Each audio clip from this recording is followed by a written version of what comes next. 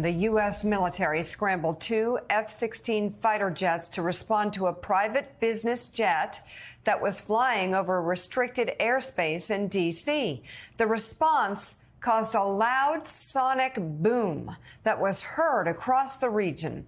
The Cessna was not responding to radio transmissions. It then crashed in the Shenandoah Valley in Virginia. Officials say there were no survivors. According to the FAA, the plane took off from Tennessee and was headed to Long Island when it suddenly turned around and flew down to D.C. It's not clear why the pilot was not responding or how the plane crashed. The New York Times reports the plane was owned by the company Encore Motors of Melbourne, Florida.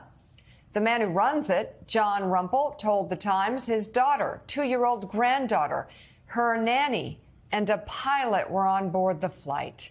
He says they were returning to East Hampton, New York for a 4-day visit to his home in North Carolina.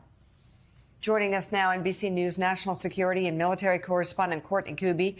Courtney, what more can you tell us about the military response? I will say Twitter was going wild about the massive sound that many said sounded like an earthquake had hit D.C. Yeah, I mean, it wasn't just a sound, Mika. There were also people who were near Andrews Air Force Base who reported feeling the boom. So feeling a shake, that may have been where the reports of a potential earthquake came from. But what happened here was this plane, as you said, it took off from Tennessee. It made its way up towards Long Island, and then it turned back around and started headed back towards D.C.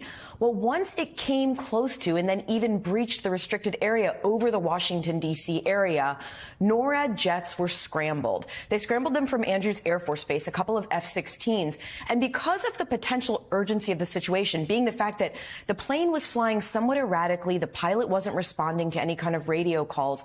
Because of that, those military aircraft were authorized to fly at a supersonic speed.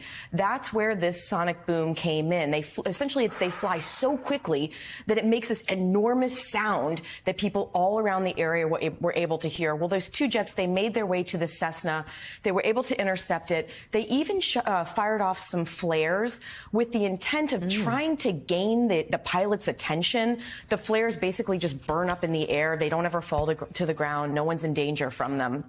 But the pilot never responded. And ultimately, as you mentioned, Mika, it continued to fly. It started a very rapid descent once it got down towards southwestern Virginia, and it crashed into a forest, fortunately an area where there was no one around. And as you mentioned, it seems that everyone on the aircraft was killed, Mika.